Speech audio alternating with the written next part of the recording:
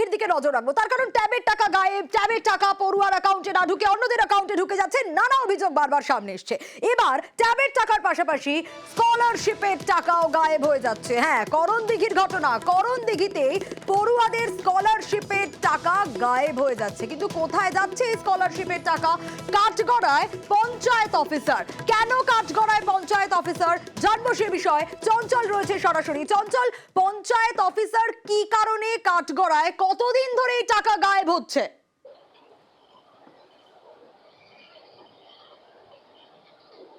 দেখো সোনিয়া, তোমাকে জানিয়ে রাখি যে 2021 সালে করণদিঘি ব্লকের যে পড়ুয়াদের স্কলারশিপের যে টাকা, সেই স্কলারশিপের টাকা জালিয়াতির ঘটনায় সেই করণদিঘি থানায় দুটি মামলা রুজু হয় এবং সেই ঘটনার তদন্তে নামে প্রথমে করণদিঘি থানা পুলিশ এবং করণদিঘি থানা পুলিশ তদন্তে নামার পরে বেশ কয়েকজনকে গ্রেপ্তার করে।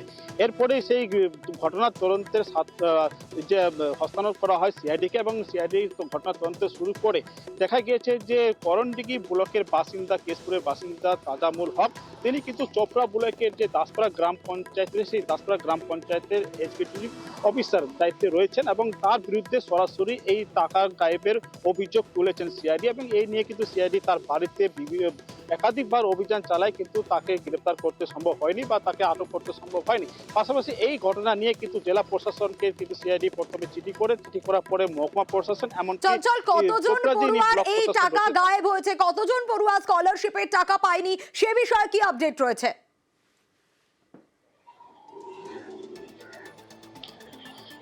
দেখো, এই বিষয়ে কিন্তু যেটা জানা গিয়েছে, যেটা সিআইডি সূত্রে যেটা জানা গিয়েছে, যে চিঠিতে উল্লেখ রয়েছে যে বেশ কিছু অ্যাকাউন্ট তিনি ভুয়ো অ্যাকাউন্ট তৈরি করেছেন এবং সেই অ্যাকাউন্টগুলিতে কিন্তু ওই যে এক্সিকিউটিভ অফিসার রয়েছেন তাজামুল হক, সেই কিন্তু অ্যাকাউন্টগুলোতে টাকা সরাসরি ঢুকিয়ে এবং সেই টাকা হাফিজ করে নিয়েছেন। এবং এই যে জানা গেছে যে প্রায় কয়েক শতাধিক পড়ুয়ার টাকা কিন্তু এখানে গায়েব হয়েছে, জালিয়াতির ঘটনা ঘটেছে এবং এই যে ঘটনার মধ্যে সরাসরি তার বিরুদ্ধে কিন্তু অভিযোগ রয়েছে এবং তিনি কিন্তু সরাসরি এই ঘটনার সাথে যুক্ত রয়েছেন, এমনটা কিন্তু সিআইডির মারফত বা সিআইডির তদন্তে উঠে আসে। এরপরই সিআইডি ওই অভিযুক্ত তাজামুল হককে, যে পঞ্চায়েত কর্মী রয়েছে তার বিরুদ্ধে কিন্তু পদক্ষেপে চেয়ে মহকুমা প্রশাসন এবং ব্লক প্রশাসনকে চিঠি করা হয় এবং ব্লক প্রশাসন চিঠি পাওয়ার পরে কিন্তু পঞ্চায়েতকে নির্দেশ দেওয়া হয়। পঞ্চায়েত পরবর্তীতে ওই এক্সিকিউটিভ অফিসারকে সমস্ত দায়িত্ব থেকে সরিয়ে দেওয়া হয়।